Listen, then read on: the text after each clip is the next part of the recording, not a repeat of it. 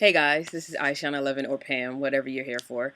I'm sorry that a whole lot of things look different. My hair is super flat because I just got a perm like a week and a half ago. I graduated last Friday. Notice the shirt graduate. So, yeah, that's why I got my hair done for, but it's just been wrapped since then and whatever. If you want to know that story, you can ask me.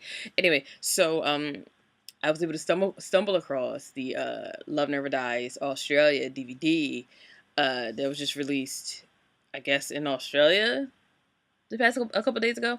Um, I was able to stumble across a copy. I'm not gonna tell you how I got that copy, but I'm gonna tell you I stumbled across a copy, and just to start things off, I would give it about an 8 out of 10. Now, if you guys know, sorry, I have like my computer sitting on my knees. If it looks kind of weird, and I have these little funky glasses on. So yeah, I would give the review, or should I take them off? Take them off. Put them on. Whatever. So I give the review about an 8 out of 10. Okay, so give the review. Give the show an 8 out of 10. Why that? Because one of the things that was really throwing me off, I don't know, it was because I have a liking to Phantom or Love Never Dies, rather the UK version where it was Ramin and Sierra or what. But I was just Ben's voice, Ben Lewis playing the Phantom, his voice, it just sounded like he was trying too hard to be like phantomy and scary. If that makes any sense. I don't know if it does. I'm gonna watch it again tomorrow and might do a review tomorrow as well. And I still have my ticket because I bought a ticket to see the movie in theaters February 28th. You can't go to Fandango, which I purchased it from, and just cancel your order and get your money back. You have to contact the theater, which I really don't feel like doing. But whatever. Like I said, I'm gonna watch it again tomorrow and see if I'm more hyped about it. I'm kind of hyped about it right now, but see if I'm more hyped by watching it tomorrow. Because I'm sure in this first review, because I just finished watching it like 10 minutes ago, that I'm probably leaving some stuff out. So I'll watch it again tomorrow, and if I'm really, really hyped about it, then I'll still go see it in theaters in a couple weeks and keep my ticket. But anyway, so, yeah, I think I'm going to take these off. Sorry, guys. And I just messed up my hair a little bit. Anyway, okay, that's normal me now. Okay, so Ben's voice, it sounded like he sounded like this the whole time. Like, I know the Phantom is supposed to have a powerful voice. I get that. And you're supposed to be scary. But, like, I'm not going to say he wasn't the right guy to play the Phantom because he has a nice voice. It's just like it was annoying at times. It's like it's like you're trying a little bit too hard to bring, that dominance and the domineering character that it is.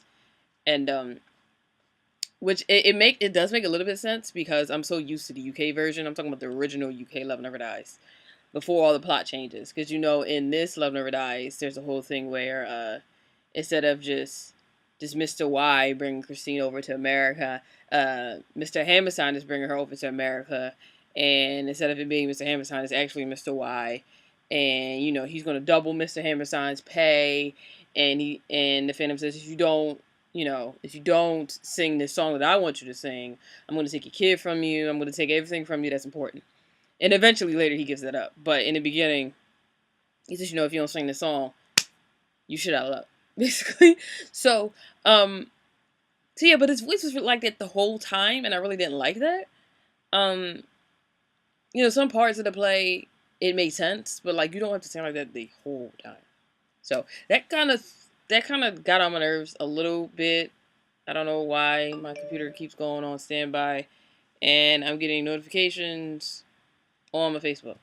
Anyway, so that got on my nerves a little bit. Another thing, Madame Giry, I was expecting her to be a little bit more scary.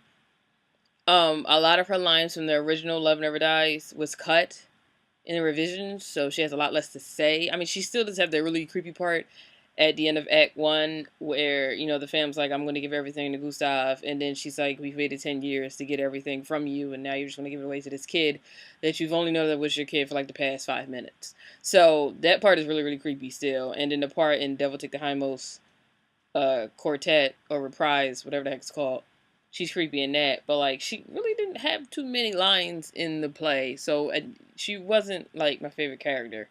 She's kind of like Meg. It's like Meg and Madame Giry switched places in Love Never Dies than they were in the original fandom, because Madame Giry, I feel like, had a lot more to do with the plot in that one than in this one. Um, Meg's progression in Love Never Dies, you can see is egged on by her mom a lot more, because in the beginning, when she find out that Christine is coming, she's like, oh yeah, I haven't seen Christine in like 10 years. I can't wait to show her in New York. And her mom, like, throughout the play tells her, this chick is going to take your spot. You're never going to get into Phantom's eyes. You're never going to be, you're never going to get to that spot where you think you should be. So you should be like, you should want her to get out of here. And you see Meg kind of going crazy throughout the play, so that makes a lot more sense. A lot of the lyrics make a lot more sense. Like, I understand why people were saying the lyrics in the original Love Never Dies in London, a lot of it was confusing. I get it now, because a lot of the lyrics in this Love Never Dies, it makes a lot more sense. Like, the plot is a lot clearer. But like you see Meg going crazy bit by bit throughout the play, so that makes a lot more sense. But Benny, like I said, his voice got annoying to me at times, but he wasn't that bad. There is something I want to point out before I get into the individual parts. Well, I'm going to talk about Anna, then I'm going to the individual parts of the play that I think should be noted. He was really stiff at times. Like, how Ramin, well, in the clips, obviously, because I haven't seen the whole Love Never Dies London, but Ramin, he moved a lot in his role. And it's like, it was some scenes where, like, Ben was like, sorry, my computer keeps going on standby. I don't know why, but it was some scenes where, like, Ben was like, he'd be singing a song and he'd just be like this. Especially in Devil Take the Hindmost. You see, he's singing that role, he's trying to, like, make him feel like crap, but you're standing there like this. Devil take the hindmost. Like, what is scary about that? You look stupid. Move around. I'm not saying you gotta be all like this. I'm just saying move your body. Show that you're aggravated and tense. Move your limbs. Act like these are usable parts of the body. So that got on my nerves. But Anna, like, my whole, like, everything I said about her before. I know you cannot see my eye at all. Lighting is terrible in this room. I'm sorry. But, yeah, everything I thought about Anna just totally just whoop. I was like, oh, she can't sing. She can't act, blah, blah, blah. It just, whoop, she was great. Anna was fantastic. She's not Sierra in my mind. Because, I love Sierra. She's my favorite Christine ever. But she just perfect. You know what I was looking for the most? I remember in one of my earlier videos, I said I heard Anna sing Love Never Dies before. And the high note at the very end, she butchered it. She sounded like she was screaming. Someone must have told her, your high note in Love Never Dies sounds like shit. You need to change it, because she fixed it. Now, it wasn't perfect, but it was a lot better than the version I heard. Oh my god. Whole lot better. Whole lot better. That's all I have to say. But Anna, I like Anna. I liked her acting. I like her singing. I liked everything. So everything I thought about Anna, just switch it. Switch it. Oh my god, I'm in love with her. I love with Meg. Meg's voice is just, Meg was perfect. Perfect, perfect, perfect. Raul. Another thing I want to point out. My computer's going to stop doing it. I'm going to make it stop doing it somehow. Anyway, so, how in the original Love Never Dies in London, I'm talking about the very, very first one that had original score for it and everybody bought it. I'm talking about that one, the very, very first one. You know how, the Phantoms are not nicer in this play and Raul's a lot meaner. Well, I think because, the plot changes and they made the Phantom meaner in the new Love Never Dies, that they made, I think Raul's not nicer, but he's not as mean as he was in the London one. He's not as mean. Like, you can tell he's drunk and that him and Christine don't have the best relationship ever, but he just, like, especially in the songs, I can't think of the name of that song when right after, the freaks pick Christine, Raul, and Gustav up from the pier or wherever they get off the boat at, wherever they pick them up and then send them to the hotel. The scene when Raul comes in the hotel and he's fussing about how America's so shitty. Yeah, that song. I can't think of the name of the song right now, but like he seemed a lot less like he wasn't. as scary. Like that's the song where I used to crack up whenever I heard it because Raul sounded so pissed off. But he just sounded like he was just singing a song. Um. So yeah, I think because they made the Phantom a lot scarier in this one, they didn't need to make Raul as scary. Um. I mean, I guess that makes sense because if Raul was super super scary and the Phantom was super super scary, I wouldn't want to go with neither of them niggas. Oops, excuse me. I'm sorry, but I just got finished watching it and I'm hype. So I wouldn't want to go with either of them. Um. So yeah. So I guess we can talk about individual scenes now. Beneath the Moonlit Sky. My good friend Nicole from the UK. If I said that wrong, I'm sorry. Correct me, please. But she told me, look for Beneath the Moonlit Sky and The Beauty Underneath and some other stuff. Anyway, so Beneath the Moonlit Sky was really, really good. So, she puts Christine puts Gustav to bed. And that little monkey ornament thing is singing that little bit right before Point of No Return. And she's like, oh my god, I know that music. How can the monkey be singing that music? That's going on in her head. She's not saying that. And she turns around, and the Phantom is coming through. He comes through this, like, glass window door thing. And like I said, him and his stiff self, he's like, he's standing there, and Christine's like, oh my god, and she faints. I love that she faints because if you notice, the pacing between The Phantom and Love Never Dies is supposed to be about the same. So I feel like Beneath a Moonlit Sky is where Music of the Night would be in The Phantom in terms of pacing. So I feel like Christine had to faint because, she fainted in Music of the Night at the end anyway. So, yeah, but their chemistry is really good. They're like in each other's faces and they're singing. They look like they want to like eat each other. Like there's a part right before, the part where right before the Phantom talks about how he left that morning after they had sex. It's part they're like all in each other's faces and I'm like, oh, and it looks like they want to eat each other. Like Nicole, you were talking about chemistry. Psh, there's chemistry there, honey. Except for the Phantom and his stiffness sometimes and his voice. That you can put aside. I mean, it's annoying and it's there, but you can put it aside. They have chemistry. They have enough chemistry. God damn it! Stop going to stand by. They have enough chemistry to make it work. So there's chemistry there. So don't worry about that. I'm sure Ramin and Sierra had a lot more, but it was there. So don't worry about it. That was good. The Beauty Underneath. If you saw any of my other videos, I can't stand Beautiful in The Beauty Underneath. First of all, I don't feel like if the Phantom is such a genius, why does he need 2 songs back to back to verify that Gustav is his kid? I never understood that. Every time I listened to the original score, I would pass both of those songs or go right to the part where the Phantom is like, is that my kid? Oh. So I never understood that. I never got it. But they shortened Beautiful a lot, which I'm happy about because I just said it. Anyway, so Beauty Underneath, it's hot. It's so hot. Like, they have, like, these mirror pillar things swirling around, and people are in the pillars, and it's just, like, just stuff is just everywhere. It's just really magical and cool and hot, and I like it. I'm so hype right now. Anyway, so yeah, The Beauty Underneath was good. Gustav is adorable. In my other videos, again, I said how much I hate Gustav. They made him a lot more likable and cute, and the little boy who played him was so cute. And they made Gustav have brown hair. Thank you. Because Gustav's supposed to be the Phantom's kid. I know, according to where you getting your information from, your background Phantom information from, the Phantom could have brown hair, he could have blonde hair, whatever. But for the sake of the play, Christine has brown hair. And all the time when the Phantom has a mask, he has brown hair with his wig. So I'm thinking the kid would come out with brown hair. Where the fuck did this blonde hair come from in the original Love Never Dies? Now, like I said, you might come from a place where I don't even know where this came from. But from Phantom source, the Phantom, his original hair was blonde. But now that he's deformed and he's aging, he has really thin blonde hair and he has that brown wig on. But for the sake of just visuals, he has a brown wig. Christine has naturally brown curly hair. The kid should have brown hair. In the original Love Never Dies, he had blonde hair. But now he has brown hair, which I'm just...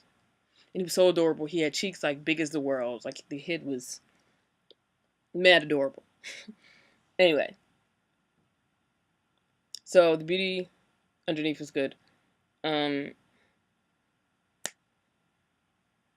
so yeah, right after that, Christine comes in and she's like, Gustav, it's me, don't worry about it. And Meg is with her. I'm trying to figure out why Meg is with her. Oh, because, you know, they do Dear Old Friend. Dear Old Friend changed too. I have so much to talk about. Anyway, so Dear Old Friend changes too. Sorry, I'm like scratching and I'm just hype. Anyway, so Dear Old Friend changes too. Excuse me, I'm so sorry. I'm doing everything in the video that you're not supposed to be doing.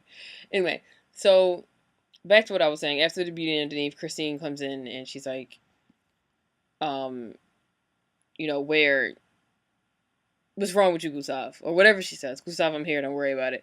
And he's like, the Phantom's like, you do have something to tell me? And then Christine makes Meg take Gustav away, and then she tells him, you know, that's your kid. And he's sitting there on the ground, like, crying. Like, he has a lot more emotion, despite his stiffness. But he has a lot more emotion. And, yeah, so that's happened, and that's cute. And the Phantom then says, you know, the whole thing, remember the whole thing I just told you about, like, 5 minutes ago, where he's like, I'm going to take everything from you, your kid, everything, if you don't sing this song. He just says, you know, fuck that, you can just go ahead and go. And Christine's like, I'm going to sing for you anyway. So, and then that's the part where the Phantom says, after she leaves, that's the part where he says, you know, I'm going to give everything to Gustav. And then Madame Giry comes out of this, like, glass pillar. It's like a cool scene. She comes out of this, like, glass pillar thing. And she says that thing, all will be ours if that bastard had never been born. And, yeah, so that's the end of Act 1. But then let me go back. I'm sorry, I totally forgot. Dear Old Friend changed a lot, too. They talk a lot about the confusion. How, and Madame Giry was like, oh, I thought you were here for Hammerstein. I thought he was learning you to sing. And Raoul's like, no, Mr. Y is here. Up the bid, and he's going to pay for Christine to sing. And then basically Madame Giry says, you know, do you know who Mr. Y is? And he's like, no. He's like, well, it's him. And the way she says him, you kind of get the point that him is Phantom. So, you know, so all that confusion goes on. And Meg is like, oh my gosh, you're going to sing in my spot? I thought that was going to be my time to shine, blah, blah, blah, blah. So that's changed. It's cute. I kind of would prefer the Dear Old Friend. Sorry. I kind of would prefer the Dear Old Friend from, the original. But, yeah, I guess it fits, whatever. So, where was I? So, I just talked about Dear Old Friend Dear Old Friend, and before that, I talked about the end of Act 1, so I guess we can go to Act 2. Is there anything notable? Well, of course, the final scene in Love Never Dies is notable, but is there anything notable? Devil Take the Hindmost. Again, with Ben and his stiffness. But, I don't know. I think a part of me is just me being a super Ramin fan that I'm like, Ben was so horrible. Because he wasn't that horrible. It's just, the voice when he sounds like he's just trying to be too domineering in his stiffness. But besides that, he really wasn't that bad. But, that was kind of much, was pretty much the same. I like the part at the end where the Phantom chokes Raoul. That's fun, because who doesn't want to see Raoul chokes? Who doesn't want to see that? But anyway, so, you know, they go back to the dressing room. Christine's talking to Gustav, and they do that beautiful thing. And then Raoul comes in. He's like, don't sing. She's like, but I want to sing. And then he leaves. And then the Phantom comes in. And, yeah, I do know something I want to point out, but that's a little bit later. So then the Phantom comes in. He's like, you have to sing. And they kind of, like, walk around the room. I mean, it wasn't as awkward as I'm talking about, but I would much prefer, if you remember the London one where Christina's sitting in the chair, the Phantom comes in, and there's a whole lot of touching and moving, and he's touching her neck, and he's massaging her soldiers, and he's singing in her ear, and, you know, I prefer that, because it feels like, oh my god, this sex appeal is this, the tension and the sex, and it's just, like, just oozing off, but it's just, like, they kind of, like, stared at each other, and it would kind of remind me of the scene from, the original Phantom, where right after Raul has asked Christine out. And he says 2 minutes, little Lottie. And then door closes and she's getting ready to go on her nightgown. I guess she's going back into her room and she's saying, fuck, Raul, I'm not going on this date with you.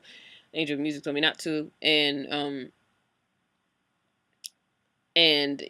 she tries to get her. I guess I'm referring to the movie. Now I'm thinking about the story. So she tries to get out her dressing room door, but it's locked. And then the Phantom starts singing like above head. Yeah, so that's what happens in this. She goes to her dressing room door because Rohit just said, you know what? You don't got to sing. We're going to get on this boat and we're going to get out of here. So she's like, all right, we're going to get out of here. But then the Phantom comes in and they kind of walk around. He's like, sing again. And he puts his blue necklace on her. If you remember from the original Love Never Dies, it's this big, like, necklace with these, like, purple, like, big ass ruby rhinestone things. But it's not that. It's this thing that has, like, a lot of blue stones in it. And that makes sense for what's about to happen in about 5 minutes. So the Phantom leaves the dressing room. Devil Take the Hindmost quartet happens.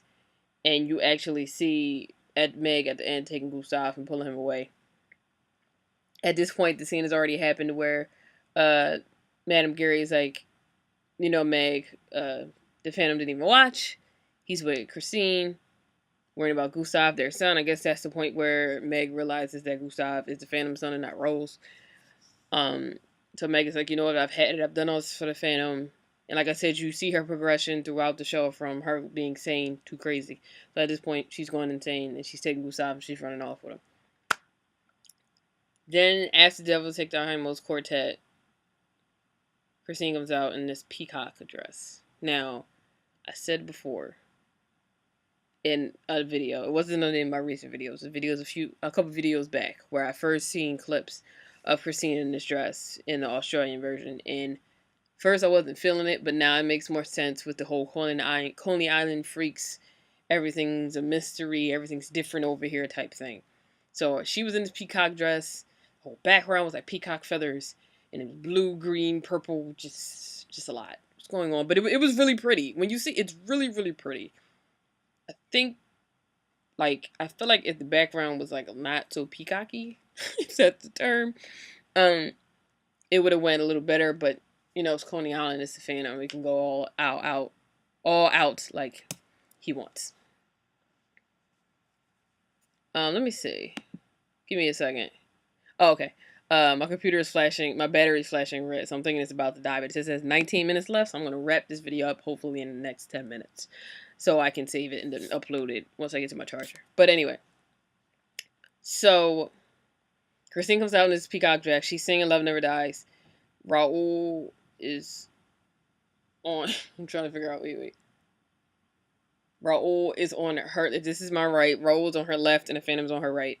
Raul stays pretty much damn near all the way through the song. Now, the whole thing was, if you sing for me, if you sing, you stay. If you don't sing, you leave. She's singing, so I'm thinking, all right, Raul's gonna peace out in 5 seconds. He stays halfway through the song, which I found stupid. But anyway, so he's there. She's singing. He's there. She's looking at him a lot. Then she looks in the middle of the stage. She looks at Raul again. She looks in the middle of the stage. Then Raul finally leaves. Then she looks at the Phantom. And then she sings Love Never Dies. She did not screw up. I don't think I said this earlier, but she did not screw up the high notes at the end like I thought she was. Like I said, somebody told her, you sound bad when you sing those last few notes. You gotta fix that. She sounded a lot better. But the lighting is terrible. Should I move up? I guess that helps a little bit. Anyway, so she didn't screw up those last high notes like I thought she did. She did pretty good. Matter of fact, I rewound it to see if she screwed it up and see if I was just hype and ignored it. But no, she didn't. She did pretty good. She sings Love Never Dies, and then there's the dressing room scene where the Phantom's like, you did a wonderful job, yay. And then they make out randomly. But I was like, okay. I had to rewind that too. Did they just... I wasn't expecting that. That made me so hype. I'm sitting there watching them la la la, and they're singing, and she's like, oh, and I feel beautiful, and your song was beautiful, and they sing whatever those lines are, and then they just make out in the corner, and I'm just like, that was awesome. It was weird, but it was awesome. So then she reads the letter from Raul, and then she finally realizes after she finished making out with the Phantom and reads the letter, she's like, "Oh, where the hell's Gustav?" So they go look for Gustav. Um, there's the whole thing where they bring Madame out. She's like, you think I don't know whose kid that is? Why would I do something to him?" And then this little tiny person who plays Fleck, she's so freaking adorable. She's not a tiny person. She's one of those people that are like short in height. I don't know what the correct term is. I don't know if she's a dwarf or a midget. I don't know. But she's Fleck, and she's so adorable. And she's like, I just walked past Meg's dressing room, and the glass was shattered, and I think she has Gustav. So they go look for Gustav, and they walk through all the Coney chaos, and they finally get to the pier. And like Meg, it's like it gets to the point where Meg is like hanging Gustav off the end of the pier and about to drop him in the ocean like crazy. So they have that whole scene, and finally Meg lets Gustav go back to his mom, and then she pulls out a gun and she points it to her head, and the fan was like coaxing her out, and they still kept in that stupid line where it says, "We can't all be like Christine." Why the fuck would you say that? Why would you say that? She's going crazy because you like Christine over her. Why would you say we can't all be like Christine? Like, you almost had her. She almost put the gun down and went home and probably lost her job or something. I don't know. Something else rather than shooting Christine in the chest. But she still shot Christine in the chest. I don't know why I thought something different was going to happen. I was hoping maybe he won't say that, and, she will go home and, like, think about how her life sucks. I don't know. But, he still shot her in the chest. Christine, by the way, I know in the video I did like months ago, I said, does Christine die in that blue pigeon peacock whatever dress? She does die in that dress. Somebody told me no, she changed her outfit. Maybe that was before. No, she doesn't. She dies in that dress. Ha. Whoever told me no, she doesn't, screw you. Anyway, so she does die in that dress. Anyway, so yeah, we can't all be like Christine. She said, Christine is always about Christine. She shoots Christine in the chest. Madame Giry and Meg run to go get help. And Meg doesn't come back in this version. In the original Love Never Dies, when she does come back and hold Christine's dead body at the end, she doesn't. That's the last time you see her in the play. So, there's the whole thing where the Phantom runs to Christine's side and Gustav is there. And he's like, oh my God, we gotta go get your father. And she's like, your father, your real father. And then they had the whole scene, and the Phantom confronts Christine where he says to her, you can never tell Gustav that I'm his father. And she's like, I swear I won't tell him, but I'll agree to sing for you. Fast forward to the end, she tells him anyway. So she says, Gustav, you have to know this is your father. He's like, no, no. And he screams and he runs off, which makes so much more sense. Because remember in the original one, like, Gustav just screams loud for no reason. But in this one, she says, Gustav, this is your father. He's like, no, no, ah! And then he runs away. So it makes a lot more sense. So the Phantom and Christine are singing with each other. A lot of emotion there. I think I teared up at that part. It's like he's holding her and he's like grabbing her by the hair. He's like, no, you have to stay. And then they sing those few lines, and they sing those few lines, and then eventually at the end, her last line is "Kiss me one last time," and they kiss. And I remember in the original Love Never Dies, when I got to see that little bitty clip where, like, the Phantom and Christine stare at each other for a few seconds and then they kiss. No, then this one, they immediately kiss. And she goes up and wraps her hand around his neck or to touch his face. And then, obviously, when her arms drop, she's dead. And the Phantom lets out a scream. I thought it was a corny scream.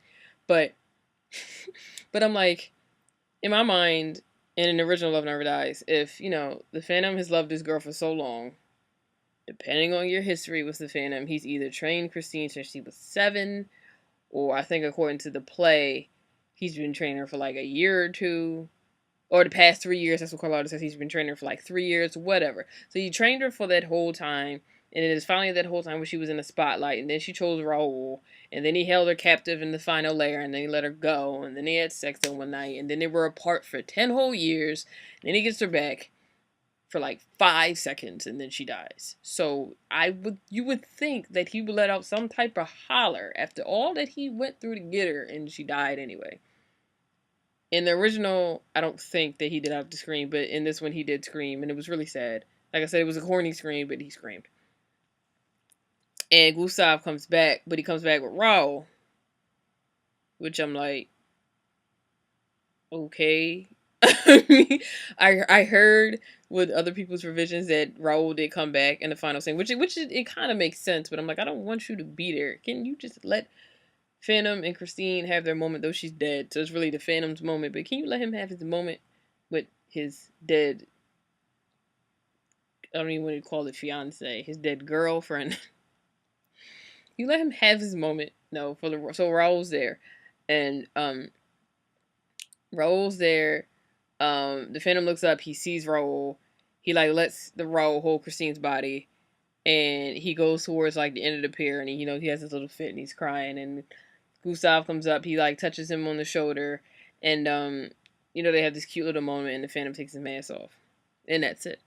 So yeah, it was really good. I would give it about an 8 out of 10 if Ben wasn't so stiff and wasn't like trying to control his voice so much. I would give it a perfect, but. And Madame Giry, she should have been a little bit more scary. And Raul could have been a lot meaner. So if it weren't for those things, I would have gave it a 10 out of 10. But I give it about a 7.5, 8 out of 10. What was I going to say? There was something I was going to say. Oh, if I was Raul coming back, he just let Christine go maybe 10, 50. We're going to say a half an hour in terms of the plot. On the stage, it would have like 5 to 10 minutes between each other. But for the sake of time, the actual story, making this seem like it's an actual thing that happened. He left her scene, a half an hour ago to stay with the Phantom, and he comes back and she's dead. I'd be so pissed if I was him. Pissed. He had a boat ready. He said, you know what? Don't even sing for this guy. Me and you and Gustav are going to get on this boat and we're going to go back to where we came from and everything's going to be fine. We're going to work out our problems and everything's going to be fine. Christine basically said, no, I'm going to stay here. I love this guy. Whatever. You know what happens. Half an hour after he let her go, she's dead on a pier. I'd be so mad. Yes, Christine may not have. Okay, my computer's giving me that symbol that's about to die. So let me hurry this up. Yes, she may not have got to stay with the love of her life or whatever, but she would have been alive. I'd have been so mad. Anyway, like I said, I'm gonna watch it again tomorrow. Do another review tomorrow. See if there's anything I missed. I may still see the movie on the 28th. It depends on how I'm feeling. If I watch it again tomorrow and I feel like it's stuff I missed and I need to go see it on the big screen, then I'll still go see it. But you guys, I'll tell you guys however I'm feeling when it happens. Anyway, this is Aishan11 or Pam, however you got here. Thank you for watching, and subscribe and share this with everyone. Peace.